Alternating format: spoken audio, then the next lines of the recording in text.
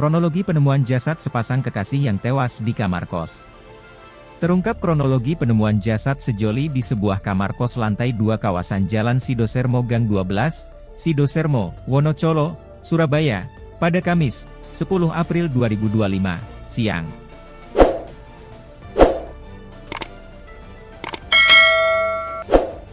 Informasinya, kosan yang menjadi lokasi penemuan mayat korban merupakan milik korban wanita, berinisial Na, 29, warga Lamongan, diketahui berprofesi sebagai perawat di sebuah rumah sakit swasta kota Surabaya.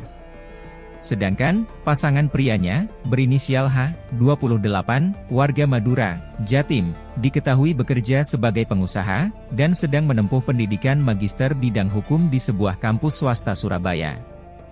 Saksi kerabat korban Nur Aprilianti menerangkan, semula dirinya ditelepon oleh kakak kandung korban wanita yang tinggal di Kabupaten Lamongan. Bahwa, korban atau adiknya Na tak bisa dihubungi. Nomor ponselnya berulang kali ditelepon, tapi tak kunjung direspon. Padahal, pada hari ini, lanjut Apri, sapaan akrab saksi, korban Na dijadwalkan harus bekerja mendampingi proses operasi di RS tempatnya bekerja.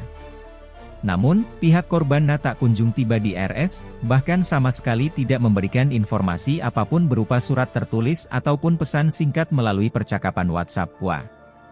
Sehingga, pihak RS menghubungi kerabat korban Na yang tinggal di Kabupaten Lamongan, untuk melaporkan kabar tersebut. Lantaran mustahil sang kakak kandung korban memeriksa kondisi Na dengan menempuh perjalanan dari Kabupaten Lamongan ke Surabaya secara cepat.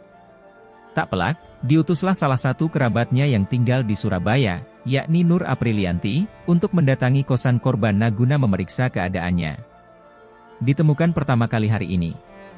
Karena harusnya si cewek ada jadwal operasi. Kan si cewek perawat, terus karena dia gak datang jadwal operasi tersebut, lalu dihubungi sama pihak RS, ujarnya seraya menahan sesenggukan tangis, saat ditemui awak media di lokasi. Mungkin pihak RS menghubungi kakaknya di Lamongan. Lalu kakaknya menghubungi saya untuk memeriksa korban, tambahnya. Menurut Aprilianti, dirinya sendiri terakhir kali berkomunikasi dengan korban melalui percakapan, chatting, WA, pada Jumat, 4 April 2025. Saat itu dirinya sedang berada di rumah keluarga besarnya di Kabupaten Lamongan. Kemudian, ia berkomunikasi melalui chatting WA dengan korban Na, karena diketahui bahwa kerabatnya itu memang sedang melakukan perjalanan untuk pulang bersilaturahmi ke rumah keluarga besar di Kabupaten Lamongan. Gak ada firasat.